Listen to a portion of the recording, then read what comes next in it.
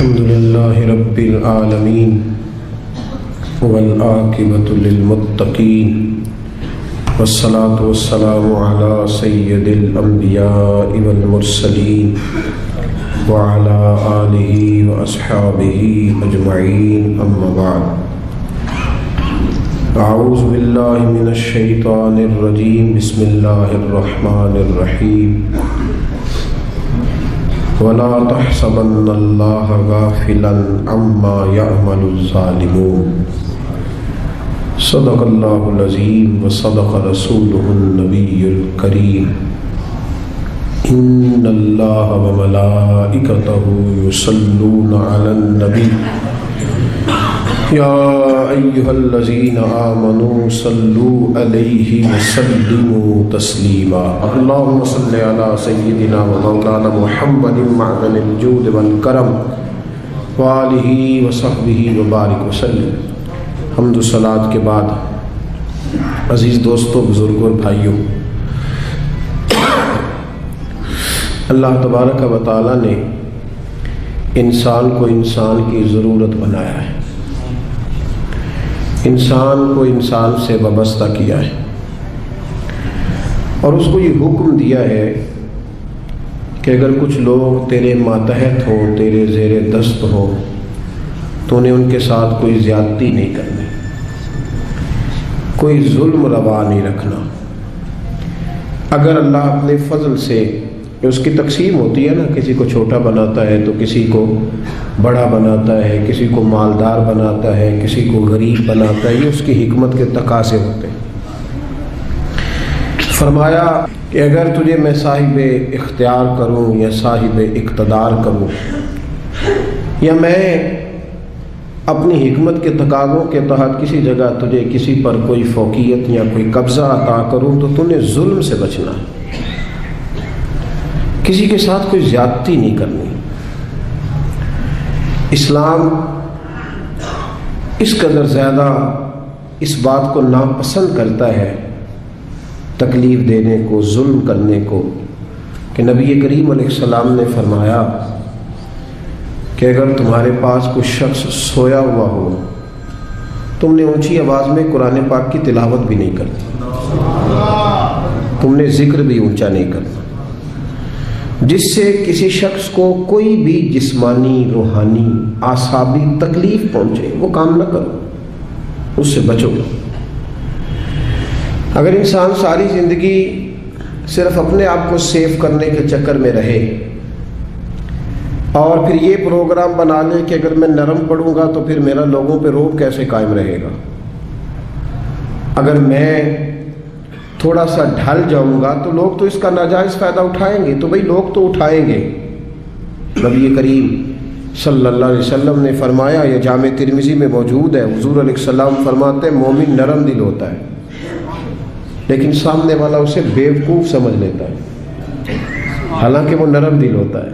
لوگ سمجھتے ہیں کہ شاید اسے ساری باتوں کا پتہ، ساری خبر ہوتی ہے، وہ جان رہا ہوتا ہے، لیکن چونکہ اللہ نے نرم دل بنایا، اب وہ کیا کرے؟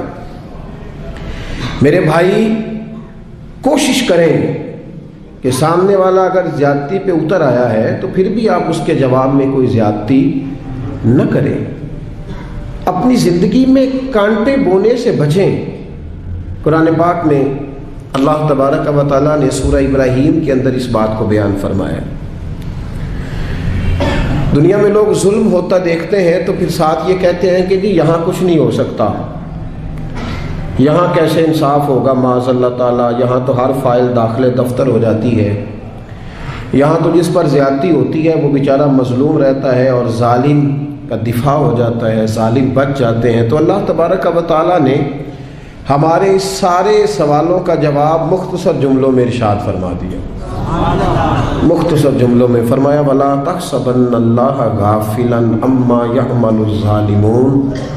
فرمایا یہ سوچنا بھی نہ، یہ گمان بھی نہ کرنا کہ اللہ ظالموں کے کاموں سے بے خبر ہے، یہ گمان بھی نہ کرنا، سوچنا بھی نہ، تمہارے عاشیہ خیال میں بھی یہ بات نہ آئے کہ اللہ ظالموں کے کاموں سے، ہاں انما یؤخرہم، اللہ انہیں تھوڑی مہلت دے رہا ہے، لیوم تشخص فیہ الابصار، اس دن کے لیے جس دن آنکھیں کھلی کی کھلی رہ جائیں گی۔ اللہ انہیں مہلت دے رہا ہے، ڈھیل دے رہا ہے۔ ڈھیل کو ان کی آزادی نہ سمجھ لینا، اللہ کو تم نے گمان بھی نہیں کرنا۔ ذرا قرآن مجید کی آیت کی ترتیب دیکھیے، فرمایا یہ سوچنا بھی نہ کہ اللہ غافل ہے، اللہ تو ڈھیل دے رہا ہے، اور ڈھیل ڈھیل ہوتی ہے۔ ڈھیل میں بلکہ کئی دفعہ انسان زیادہ اپنے لیے آزمائش جمع کر لیتا ہے۔ ظالم جب ظلم کرتا ہے تو وہ بھول جاتا ہے شاید مجھ سے کوئی پوچھے گا نہیں، کوئی مجھ پہ سوال نہیں کرے گا، میں اب ظاہر ہے میں اب اقتدار میں ہوں، با اختیار ہوں۔ اور جب انسان کرسی پہ بیٹھا ہوتا ہے تو پھر چونکہ سارے لوگ اس سے نیچے بیٹھے ہوتے ہیں تو پھر وہ یہ سمجھتا ہے کہ یہ کرسی ہمیشہ قائم رہے گی، حالانکہ اسے یہ نہیں پتا کہ تجھ سے پہلے بھی کئی کرسی پہ بیٹھ چکے ہیں اور تیرے بعد بھی کئی بیٹھیں گے۔ بھول جاتا ہے آدمی۔ جب انسان کی جیب میں دولت ہوتی ہے نا تو وہ سمجھتا ہے میری لونڈی ہے، اب یہ ہمیشہ میرے پاس رہے گی، لیکن دولت کسی کی لونڈی یہ تو بدلتی رہتی ہے۔ میاں محمد بخش صاحب رحمۃ اللہ تعالیٰ نے کے حالات میں لکھا ہے کہ ایک شخص تانگے پہ بٹھا کے آپ کو اپنے گھر لے گیا، دعوت پکائی، تو تانگا جب گزر رہا تھا نا تو وہ بتا رہا تھا حضرت صاحب یہ زمین بھی میری ہے، وہ والی بھی میری ہے، یہ والی بھی میری ہے، اور وہ سامنے باغ بھی میرا ہے۔ اللہ والے دولتوں سے مرعوب نہیں ہوتے، ان پر یہ چیزیں اثر دنیا داروں پہ اثر کرتی ہیں۔ ہاں کسی دنیا دار نے اللہ والوں کا لبادہ اوڑا ہو تو اس پہ بھی اثر کر جاتی ہیں۔ دنیا دار نے اللہ والوں کا لبادہ اوڑا ہو تو اس پہ تو اثر کر جاتی ہیں، لیکن رب کریم کے بندوں پر یہ چیزیں اثر انہیں کیا لگے اس چیز۔ تو وہ جب باز نہ آیا، کئی بندے مجبور کر دیتے ہیں جواب دینے کے لیے، دل نہیں کر رہا ہوتا، لیکن وہ اس کثرت سے گفتگو کرتے ہیں کہ کئی جگہ پہ بات کرنی پڑ جاتی ہے۔ جب اس نے بہت زیادہ اس بات کو طول دیا نا، وہ بھی میری، یہ بھی میری، فلاں بھی میری، بڑا اللہ کا کرم ہے جی، بڑا اللہ نے نوازا ہے، دیر ہو گئی اسے ایک ہی بات کرتے تو میاں صاحب رحمۃ اللہ علیہ بول پڑے، فرمانے لگے یہ بتا کہ اب تو یہ تیری ہے تو تجھ سے پہلے یہ زمین کس کی تھی؟ تجھ سے پہلے؟ کہنے لگا جی فلانے کی۔ تو آپ فرمانے لگے چلو یہ تو تجھے پتہ ہی ہوگا کہ تیرے بعد کس کی بنے گی۔ چپ کر گیا۔ تو آپ فرمانے لگے دانش مندہ دا کم نہ ہی دل دنیا تے لانا، اس ووٹی کئی خامد کیتے۔ دانش مندہ دا کم نہ ہی دل دنیا تے لانا، اس ووٹی تے کئی خامد کیتے۔ تو جو کیتا سو کھانا، کھا جاتی ہے جس کو بھی کرتی ہے، تو کس چکر میں الجھ گیا؟ یہ شوشا، یہ تھوڑا بہت، اور لوگوں کو روب کے اندر رکھنے کی کوشش کرنا، بڑے بڑے لوگوں کے ساتھ تصویریں کھنچوا کے ڈرائنگ روم میں لگانا، فیس بک پہ دینا کہ میرا بڑا روب چلتا ہے، یہ وقتی باتیں ہیں، یہ جھوٹ کا سہارا، یہ پلندہ ہے، یہ فریب ہے، یہ فراڈ ہے، یہ اپنے نفس کو تھوڑی دیر کے لیے مطمئن کرنے کی بات ہے۔ زندگی میں کبھی ظلم نہ کریں، روب نہیں رہتا تو نہ رہے۔ وقتی طور پر اگر ہماری قدر محسوس ہوتا ہے کہ چھوٹی ہو رہی ہے تو نہ ہو، لیکن کبھی بھی کسی کے ساتھ کوئی زیادتی، میرے رسول کریم صلی اللہ تعالی علیہ وسلم نے فرمایا زیادتی نہ کرنا۔ ظلم قیامت کے اندھیروں میں سے ایک اندھیرا ہوگا، قیامت کے اندھیروں میں سے ایک، میری بات کی سمجھ آ رہی ہے آپ کو؟ قیامت کے اندھیروں میں سے بڑے اندھیرے کا نام ظلم حضور نے بیان کیا۔ اور آپ کو پتہ جب اندھیرا ہوتا ہے تو پھر ایکسیڈنٹ ہوتا ہے، جب اندھیرا ہوتا ہے تو آنکھیں چندھیا جاتی ہیں، یہ دھند پڑتی ہے نا پاکستان کی کچھ سڑکوں پر، چیخ اٹھتے ہیں لوگ، چیخ اٹھتے ہیں، اعلان ہوتے ہیں غیر ضروری سفر نہ کرنا، باہر نہ نکلنا۔ یہ عرش کا مالک صرف ہمیں بتاتا ہے کہ یہ تو وہ والی دھند ہے تو چند گھنٹوں کے لیے ہے، اس اندھیرے سے بچو جو قیامت کے دن تمہارے گرد چھا جائے گا، تمہیں خبر ہی نہیں ہوگی کدھر جانا ہے، رستہ ہی نہیں ملے۔ یہ صرف ہمیں دکھایا جاتا ہے، یہ تو ایک ہلکا سا چند گھنٹوں کے لیے ایک معاملہ ہے، اس سے بچو۔ نبی پاک صلی اللہ علیہ وسلم نے صحابہ کو مختلف طریقوں سے، مختلف حکمتوں سے باتیں ان کے ساتھ کرتے تھے، اور پھر وہ باتیں ہمارے فائدے کے لیے ہمارے سامنے آ گئیں۔ صحیح مسلم میں حضرت ابو ہریرہ رضی اللہ تعالیٰ عنہ فرماتے ہیں کہ نبی پاک صلی اللہ علیہ وسلم نے صحابہ کے مجمع پر نظر ڈالی اور فرمایا بتاؤ بھئی مفلس کون ہوتا ہے، غریب کون ہوتا ہے، بتاؤ۔ اللہ اکبر. غریب کون ہوتا ہے, مفلس کون ہوتا ہے؟ میں ملک سے باہر تھا تو ایک صاحب مجھے بڑے عرصے سے فون کر رہے تھے آپ یہاں آئیں گے تو ضرور ملیے گا, اور شاید کم لوگ اتنا فون کرتے ہوں. بڑی کثرت سے انہوں نے فون کیا, اور جس شہر میں وہ رہتے تھے جب میں وہاں پہنچا تو جس طرح کو بہت بچھڑا ہوا آدمی ملتا ہے اس طرح وہ درد سے روئے. میں نے ان سے کہا کہ ملاقات بھی پہلی ہے پر آپ کا انداز تھوڑا زیادہ انفرادی ہے, لوگ تو بڑے ملتے رہتے ہیں, تو معاملہ کیا ہے؟ کہنے لگے میرے لیے دعا کرو, میں دنیا کا وہ غریب آدمی ہوں جس کے پاس صرف دولت ہے, اس کے علاوہ کوئی شے موجود نہیں. کھو چکا ہوں ان پکی سڑکوں پہ, میں سارا کچھ کھو چکا ہوں, ایک دولت بچی ہے, اس کے علاوہ میرے پاس دوسری کوئی چیز. ایسے بھی غریب ہے دنیا میں جن کے پاس دولت ہے پر اولاد ان کے ہاتھ سے نکل گئی, ان کے پاس دولت جائیدادیں اور زمینیں تو ہیں پر رات کی نیند ان کے پاس موجود نہیں ہے. ان کے پاس سارا کچھ ہے, 6-7 نوکر ہیں پر اپنا پوتا کبھی ملنے نہیں آیا, اپنے نواسے کبھی سلام کلام کرنے. ایسے بھی غریب ہیں دنیا میں. بہرحال نبی رحمت صلی اللہ تعالی علیہ وسلم نے صحابہ سے پوچھا کہ بتاؤ غریب کون ہوتا ہے, مفلس کون ہے؟ تو حضرت ابو ہریرہ رضی اللہ تعالیٰ عنہ فرماتے ہیں وہی جواب جو روٹین میں سب نے دینا تھا, یا رسول اللہ جس کے پاس مال و دولت نہ ہو وہ مفلس ہے, وہ غریب ہے. اب یہ حضور کا سمجھانے کا انداز ہے نا, متوجہ کرنے کا انداز. یا رسول اللہ دولت نہ ہو, غریبی ہو, کرائے کا مکان ہو, قرضہ چڑھا ہوا ہو, غریب آدمی ہے. تو حضور نے فرمایا نہیں, یا رسول اللہ پھر آپ بتا دیں غریب کون ہوتا ہے. تو نبی پاک علیہ السلام نے فرمایا میری امت کا غریب وہ ہے جو قیامت کے دن احد پہاڑ کے برابر نیکیاں لے کے آئے گا. کہتے ہمارے کان کھڑے ہو گئے کہ نیکیاں بھی احد پہاڑ کے برابر 6-7 کلومیٹر, اتنا لمبا چوڑا پہاڑ, اور پھر غریب کا غریب. نبی پاک علیہ السلام نے فرمایا نیکیاں تو احد پہاڑ کے برابر تھیں پر اس کی زیادتیاں بھی اتنی زیادہ ہی تھیں, ظلم بھی اتنے ہی زیادہ تھے. جب احد پہاڑ کے برابر نیکیاں رکھی جائیں گی نا تو وہ سارے لوگ آ جائیں گے جن کو گالی دیتا تھا, جن کو گھورتا تھا, جن کو غصے میں تھپڑ مارتا تھا, اپنے آپ کو جلال والا کہہ کے جن کی عزتیں اتار دیتا تھا, جن کو چھوٹا سمجھ کے حقارت کی نظر سے ٹھکرا دیتا تھا, وہ سب آ جائیں گے.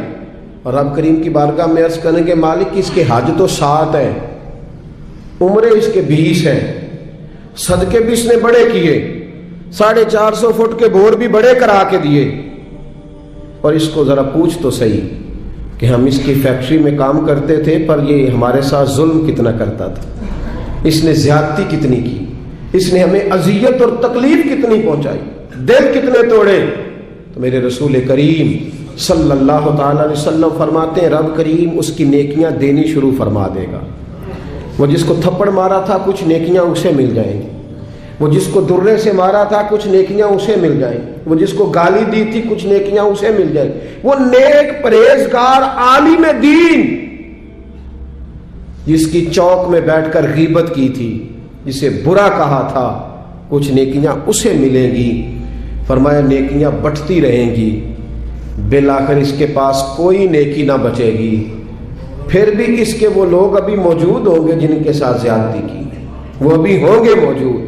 وہ جب رشتہ دیکھنے گیا تھا نا کسی غریب کی بچی کا, تو واپس آ کے کہتا تھا اگر 1.5 انچ کا اونچا ہوتا تو میں نے نکاح کر لینا تھا بیٹے کا.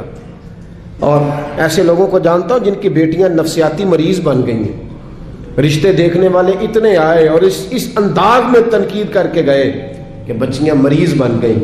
وہ لوگ بھی آئیں گے, کہیں گے مالک اسے پوچھ, بیٹے کا باپ اور دولت مند ہونے کا معنی یہ تھا کہ یہ ہر ایک کے ساتھ ظلم کرے.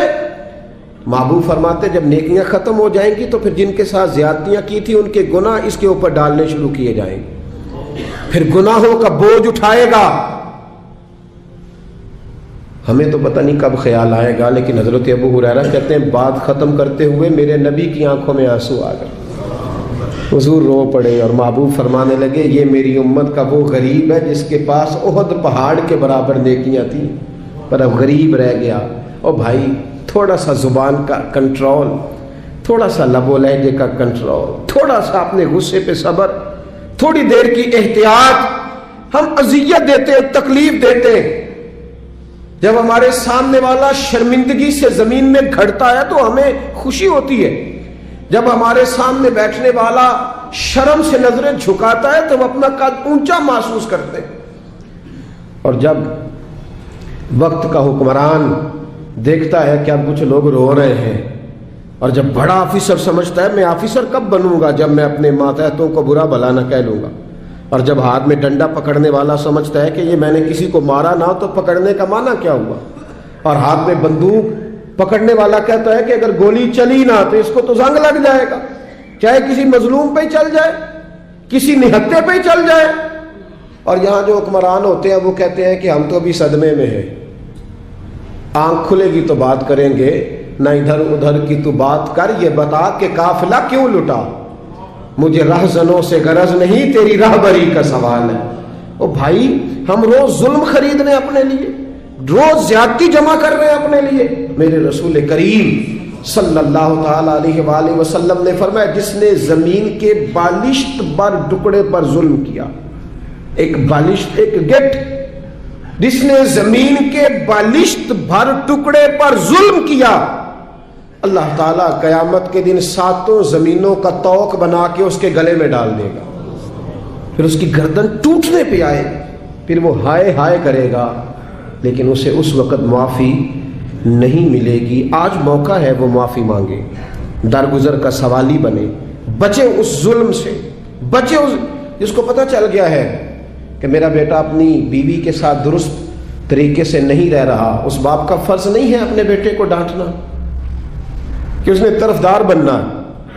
جس کو سمجھ آ گئی ہے، جس کو خیال آ گیا ہے، جس کو اس بات کی سمجھ آ گئی ہے کہ میری بہو کے ساتھ زیادتی ہو رہی ہے یا میری بیٹی کے ساتھ ظلم ہو رہا ہے، تو اگر وہ ساتھ کھڑا ہی نہیں ہو رہا، اور پھر نبی پاک علیہ السلام نے تو ہمیں ہر پہلو پر سمجھایا ہے، میرے کریم محبوب نے تو کوئی ایسی چیز چھوڑی نہیں جو ہمیں سمجھائی نہ جائے۔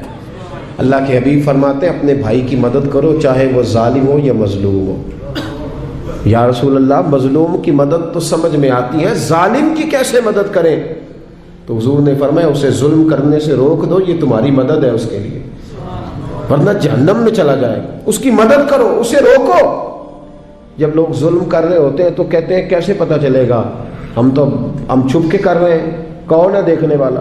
جب ظلم کر رہے ہوتے ہیں تو کہتے ہیں میں نے وہ سارے جن جگہوں سے میں پکڑا جا سکتا تھا وہ سارے دروازے بند کر کے آیا ہوں، میں نے ہر ایک کو خرید لیا ہے۔ زندگی کے 6 مہینے، 6 سال، 10 سال، 15 سال انہیں محسوس ہوتا ہے کہ کسی کو بھی نہیں پتا چلا، کوئی بھی سامنے نہیں آیا، لیکن میرے بھائی خون پھر خون ہے، یہ ٹپکے گا تو جم جائے گا، دست قاتل پہ جمے یا کف صحرا پہ جمے، یہ جم جایا کرتا ہے۔ ظلم جو ہوتا ہے وہ کبھی بھی اس کے زخم صاف نہیں ہوتے، وہ باقی رہتے ہیں، وہ ہمیشہ موجود رہتے ہیں، ان میں کمی نہیں آتی، اور جس پر ظلم ہوتا ہے اسے کبھی ظلم بھولتا، بولیے، ظلم بھولتا خوشی۔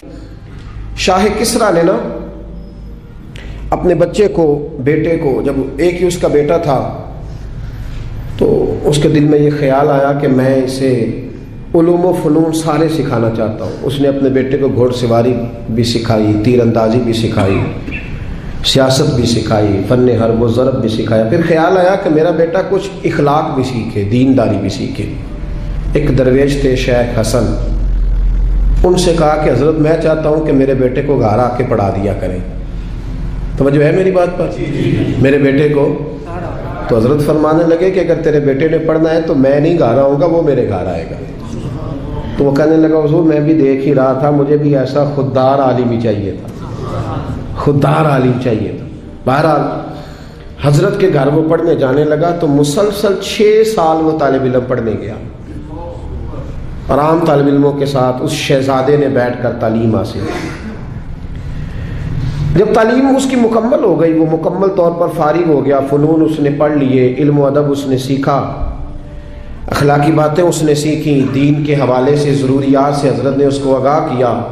جب کافی حد تک وہ ان چیزوں کو سمجھنے لگا تو ایک دن بلایا اس کے والد کو کہ اب تیرے بیٹے کی تعلیم مکمل ہوگی۔ اور محدث اعظم پاکستان رحمۃ اللہ تعالی علیہ فرمایا کرتے تھے کہ مجھے میرے استادوں نے جب دستار فضیلت کی تھی تو میں نے وہ پگڑی کا کپڑا سنبھال کے رکھا ہے، اور جب میں مروں گا تو میں نے اپنے بچوں کو وصیت کی ہے کہ مجھے کفن بھی اسی میں دینا، اس لیے کہ میرے اساتذہ نے یہ گواہی دی ہے کہ اب یہ دین کا چھوٹا سا طالب علم بن گیا۔ ایک دن نا جب فارغ ہو گیا تو استاد نے اسپیشل بلایا، کہا شہزادے کوئی کام ہے گھر آؤ، تو وہ بھی طالب علم تھا، وہ گھر آیا۔ جب حضرت کے کمرے میں داخل ہوا تو اندر سے نا انہوں نے کنڈی لگا لی دروازے کی، ہاتھ میں درہ لے لیا، اتنی زور زور سے درے برسائے کہ اس کے وجود پر نشان پڑ گئے، مارتے گئے۔ میری غلطی استاد جی، اس نے کہا چپ کر، غلطی پوچھتا ہے نالائق، پھر مارا بہت مارا، اور جب بہت زیادہ مار لیا تو خود بھی پسینے سے شراب، دروازہ کھولا، چل دوڑ جا۔ شہزادہ تھا نا، باہر کھڑا ہو کے کہنے لگا حضور آپ ظلم کر رہے ہیں، مجھے بتائیں تو صحیح میری غلطی کیا ہے، غلطی بتا کے مارے تو ٹھیک ہوا، فرمایا میں تجھے غلطی بتاؤں گا، چل نکل جا۔ اس نے گھر جا کے اپنے ابا سے کہا، بادشاہ سلامت سے، کہ استاد جی نے ناجائز مارا ہے۔ بادشاہ سمجھدار تھا، کہنے لگا بیٹا جو قومیں اساتذہ کو کٹہروں میں کھڑا کرتی ہیں وہ کبھی کامیاب نہیں ہوتی، استاد کبھی ناجائز نہیں مارا۔ اگر فزکس کیمسٹری کا ہو تو وہ ناجائز نہیں مارتا، لیکن اگر 8,000 کا مولوی ہو تو پھر وہ ناجائز ہی مارتا ہے۔ پھر سویرے اماں آئی جاتی ہے، کہتی تو مسیتے رہنا ہے کہ جا جانا ہے، 8,000 تنخواہ ہے تو میرا 60 کروڑ کا منڈا ہے۔ میں غلط نہیں کہہ رہا، میں صحیح کہہ رہا ہوں۔ وہ اگر فزکس کا استاد ہو نا جو 10,000 روپیہ لیتا ہے تو پھر تو ٹھیک ہے، لیکن اگر بیچارہ غریب امام مسجد ہو تو پھر تو وہ شہزادے کو آگ نہیں لگا سکتا۔ یہ تقسیم ہے ہماری، یہ ظلم ہے۔ تو بادشاہ نے کہا کہ بیٹا اساتذہ ناجائز نہیں مارتے، تیری کوئی غلطی ہوگی جس کی تجھے نہیں خبر، استاد جانتے۔ اس نے کہا نہیں ابا میں وہاں رہا ہوں، کوئی بات ہوتی تو مجھے بھی پتا ہوتی، اور پھر اگر اتنی سخت بات تھی جس پہ اتنا مارا کہ میرے وجود پہ نشان پڑ گئے، مجھے بتایا جاتا۔ اس نے کہا بہرحال میں تیرے استاد کو کٹہرے میں کھڑا نہیں کر سکتا، وہ تیرا استاد ہے، بڑے لوگ ایسی باتیں کرتے تھے۔ اب اس نے اپنی اماں سے کہا کہ اماں میرے دل سے بات نہیں جاتی، میرے ساتھ ظلم ہوا ہے، استاد نے قصداً مارا ہے، بلا وجہ مارا ہے، تعلیم سے فارغ ہونے کے بعد مارا ہے، سمجھ نہیں آتی۔ تو اماں کہنے لگی بیٹا تیرے ابا نے نہ کر دیا تو اب ہاں کون کرائے گا؟ اور بادشاہ سلامت ہے، سخت مزاج آدمی ہے، میرا بیٹا تو صبر ہی کر۔ بچے نے صبر تو کر لیا پر اندر سے بات گئی نہیں، ظلم ہوا تھا نا۔ 30-35 سال بیت گئے، اس کے باپ کا انتقال ہوا تو وہ بادشاہ بن گیا۔ شیخ حسن بوڑھے ہو گئے تھے، یہ بھویں سفید ہو کے جھک گئی تھی، دونوں ہاتھوں سے لاٹھی پکڑتے تھے پھر بھی مشکل سے چلتے تھے۔ پہلے دن تخت نشین ہو کے شہزادے نے پہلا حکم یہ جاری کیا کہ میرے استاد کو حاضر کرو۔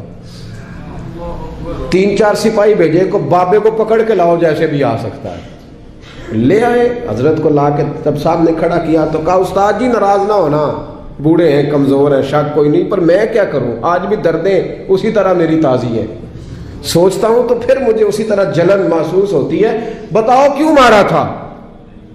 تو شیخ حسن رو پڑے، کہنے لگے بیٹے بس اللہ سے میں نے دعا کی تھی کہ اس دن کے لیے مجھے زندہ رکھے، وہ دن آ گیا، میں نے آج کے دن کے لیے تجھے مارا تھا، بس آج جو دن آیا اسی لیے مارا۔ کہا حضور کیا مطلب؟ اب فرمانے لگے کتنی دیر ہو گئی تجھے مار پڑے ہوئے؟ کہا 35 سال۔ آج کیوں بلایا ہے؟ بھولا تو نہیں نا 35 سالوں میں؟ کہا حضور نہیں بھولا، تو آج کیوں بلایا؟ کہا میں آج صاحب اختیار ہوا ہوں تو بلا لیا۔ تو آپ فرمانے لگے بیٹے مجھے پتا تھا ایک دن تو بادشاہ بنے گا، اس لیے تجھے مارا تھا، ناجائز نہ کسی کے ساتھ ظلم کرنا۔ اگر تجھے 35 سال نہیں نہ بھولا تو جس کے ساتھ تو ظلم کرے گا اسے بھی قیامت تک نہیں بھولے گا۔ اور فرمایا آج تو با اختیار ہوا ہے تو تو نے مجھے کٹہرے میں بلا لیا ہے، قیامت کے دن اللہ سارے مظلوموں کو با اختیار کر دے گا، سارے مظلوم با اختیار ہوں گے اور سارے ظالم کٹہروں میں کھڑے ہوں گے، پھر تجھ سے ایک ایک بات کا حساب پوچھیں گے۔ شہزادہ کھل کے رویا، استادوں کی دست بوسی کی، تحائف دیے، کہنے لگا رب آپ کا بھلا کرے، آپ نے مجھے صرف علم نہیں سکھایا، تجربہ کر کے مجھے آپ نے علم محسوس کرنا بھی بتا دیا ہے، مجھے احساس ہو گیا کس طرح کر کہ بھئی یہ نہیں بھولا کرتا، آپ یقین کریں یہ نہیں بھولتا۔ کسی کو لوگ گالی دے دیتے ہیں نا، گالی، وہ غریب آدمی ہوتا ہے بیچارہ، چھوٹا آدمی، وہ جواب نہیں دے پاتا، لیکن جب اس شخص کے، اس چودھری کے، سیٹ کا مسجد میں جنازے کا بھی اعلان ہوتا ہے تو پھر بھی گالی یاد آتی ہے، ہاں یہ نہیں بولتی، کیا کرے؟ ظلم جو کیا ہے، غلط گالی جو نکالی، لوگ جنازہ پڑھنے تک چلے جاتے ہیں۔ حضرت وہب ابن منبہ رحمۃ اللہ علیہ فرماتے ہیں بنی اسرائیل کا ایک بادشاہ تھا، محل اس نے اپنا تعمیر کرنا تھا۔ یہاں ہمارے ہاں پتہ کیا ہوتا ہے، یہاں ہمارے ہاں اللہ تعالیٰ خیر کرے پورے کے پورے گاؤں سوسائٹیاں بنانے کے لیے اٹھا دیے جاتے ہیں۔ یہاں کہتے ہیں کہ ہم باؤنڈری کرنے لگے ہیں، اگر زمین ہمیں نہیں دو گے تو بند کر دیں گے راستہ ہی تمہارا، کیونکہ ہم نے آگے سے بھی خرید لی اور پیچھے سے بھی۔ کس نے اجازت دی؟ نبی پاک صلی اللہ علیہ وسلم نے تو کہا جو رستے کا خالی نشان مٹائے وہ بھی لعنتی ہے، جو نشان مٹا دے اور جو رستہ ہی کسی کا بند کر دے۔ لیکن چونکہ اس کے پاس دولت ہے اور اوپر تک اس کے ہاتھ مل گئے، اب اسے کو منع کر سکتا ہے؟ اور اتنے بڑے آدمی کا تو کوئی نام لے کے بھی بات نہیں کر سکتا، ڈر آتا ہے، اس لیے کہ بڑی لمبی دور دور تک ان کی باتیں ملی ہوئی ہیں لوگوں کے ساتھ، لوگ ذکر کرنا بھی پسند نہیں کرتے۔ وہب ابن منبہ رحمۃ اللہ تعالیٰ علیہ فرماتے بنی اسرائیل کا ایک بادشاہ اپنا محل بنا رہا تھا، ایک بوڑھی عورت کی کٹیا بھی محل میں آ گئی، جھونپڑی، بیوہ عورت ہے، لاوارث ہے، اولاد کوئی نہیں۔ بادشاہ نے اس کو کہا کہ اماں جتنے پیسے تو کہے گی نا میں دے دوں گا، میرے ہاتھ بیچ ڈال۔ تو کہنے لگی میں دیہاتی عورت ہوں، پتہ ہے نا بچے ٹاؤن میں چلے جاتے ہیں پر ابا کہتا ہے مجھے گاؤں میں رہنے دو، اماں کہتی ہے کہ میرا یہیں دل لگتا ہے، میں یہیں ٹھیک ہوں۔ اس نے کہا بادشاہ میں پکا ہوا پھل ہوں، کسی وقت بھی گر جاؤں گی، جب میں مر جاؤں گی تو تیرا ہی ہے، میرا کون سا کوئی آگے پیچھے ہے، نہ اولاد ہے نہ کچھ اور ہے، تجھے مل جائے گا، لیکن میں بیاہ کے یہاں آئی تھی، دل کرتا ہے جنازہ اسی جھونپڑی سے نکلے تو مجھے پڑی رہنے دے، میں تیرا کچھ نہیں بگاڑتی۔ اس نے کہا وہ نقشہ میرا خراب ہوتا ہے، کئی لوگوں کا نقشہ، ہاں بڑے لوگوں کے نقشے خراب ہوتے ہیں، یہ نہیں پتا کہ اگر ظلم کرو گے تو قبر کا نقشہ بھی خراب ہو جائے گا، ہاں قبر کا نقشہ بھی خراب ہو۔ کہا میرا نقشہ خراب ہوتا ہے، رستے میں آتا ہے نا تیرا وہ جھونپڑا کچا مکان، تو اٹھا اس کو۔ بوڑھے لوگ بیچارے کمزور لوگ، اماں اپنے گھر کے ساتھ جوڑ کے بیٹھ گئی، آرزوؤں کا مسکن تھا، تن کا گھر جمع کر کے گھر بنایا تھا، اماں باہر ہی نہیں جاتی، اگر میں گئی تو میرا گھر گرا نہ دیا جائے، لیکن انسان کتنے دن بیٹھ سکتا ہے؟ کئی دن گھر سے چمٹی رہی، آخر ایک دن انسانی ضرورت کی خاطر گھر سے باہر نکلی، چند گھنٹے دور گئی تھی، بادشاہ نے پہلے سے بندوبست کیا تھا کہ جیسے نکل جائے نا تو بلڈوزر چلا دینا، جو اس وقت سہولت تھی، گرانا فٹافٹ۔ ہم کو پتا جنہوں نے قبضہ کرنا ہوتا ہے وہ تو رات کو دیواریں بنا کے چھت بھی ڈال لیتے ہیں، جنہوں نے قبضہ کرنا ہوتا ہے نا جی، اور رات میں ہی ساری تیاری مکمل ہوتی ہے، دیواریں چن کے اور چھت بھی ڈل جاتی ہے، تالا بھی لگ جاتا ہے، گیٹ بھی، سب کچھ ٹھیک ہو جاتا ہے، راتوں رات ہی نظام ہو جاتا ہے۔ فوراً گرا دیا اس کا مکان۔ اماں چند گھنٹوں کے بعد آئی، حضرت وہب ابن منبہ کہتے ہیں پھر اس نے جو دعا مانگی تو پھر ہل گئے زمین و آسمان۔ بوڑھی تھی نا اور مظلوم تھی، اور میرے نبی کریم علیہ السلام نے فرمایا جب مظلوم ہاتھ اٹھاتا ہے تو پھر رب کریم اس کی دعا کو ضرور قبول فرماتا ہے۔ اس عورت نے ہاتھ اٹھائے اور دعا مانگی، کہنے لگی اے اللہ میں تو موجود نہیں تھی پر تو موجود تھا نا، عرش کے مالک میں تو موجود نہیں تھی پر تو موجود تھا، مالک تیرے ہوتے ہوئے میرا غریب کا گھر گر گیا، رب کریم نے حضرت جبریل امین کو حکم دیا کہ ذرا دوڑ کے جاؤ اور اس بادشاہ کا محل اٹھا کے اس کے اوپر گرا دے اور یہ بستی تباہ کر دے۔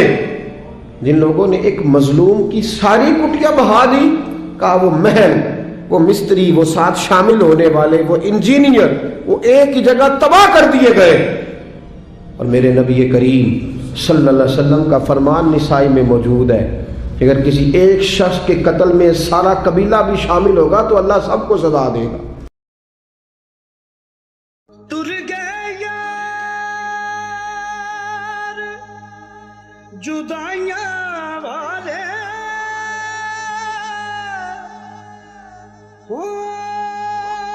مینوں چھڈ گئے وچ پردیساں، ہوئے اٹھن جوگی نہ چھڈ گیا مینوں، ہو